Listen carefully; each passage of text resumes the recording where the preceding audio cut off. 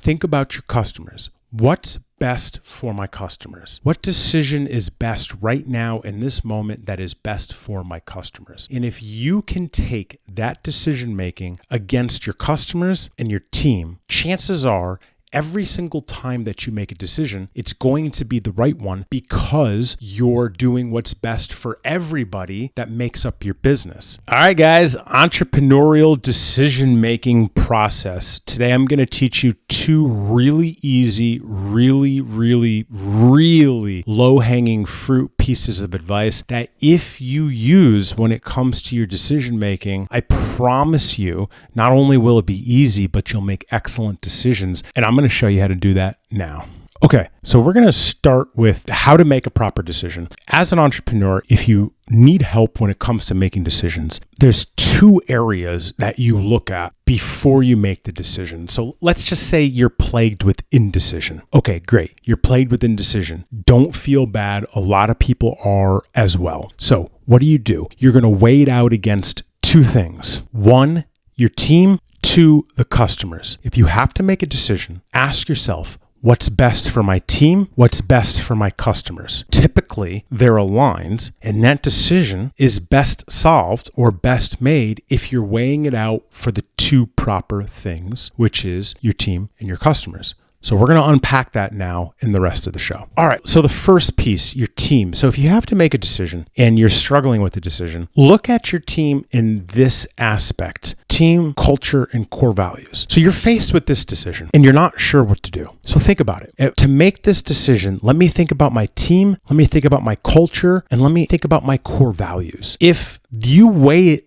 against this decision that you need to make, against those three things, team, culture, and core values, and you do what's right for team, culture, and core values, you will make the decision that's best for your people. As long as you make that decision, even if it ends up being wrong, you're likely going to get forgiveness from your team because you tried to do what's best for them. 9 times out of 10, the decision will work and you won't have to defend yourself because you said, what's best for my team, what's best for my culture, what's best for my core values.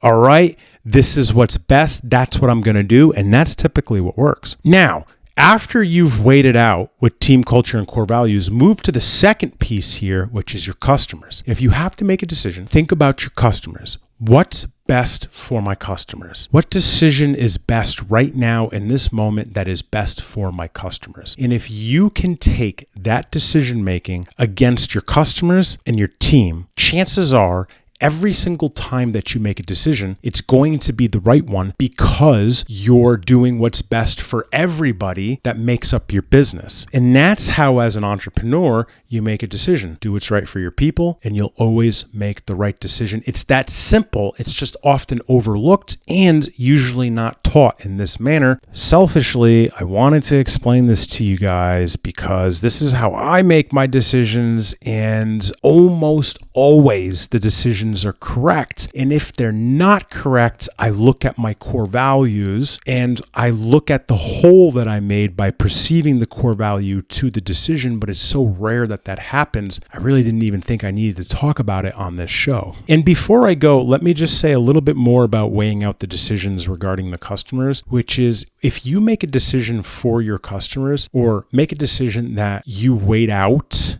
against doing what's right for your customers are going to know. They're going to feel that you did this for them, or they're going to feel that you keep them, the customers, at the forefront of your thinking. And in turn, that will do two big things.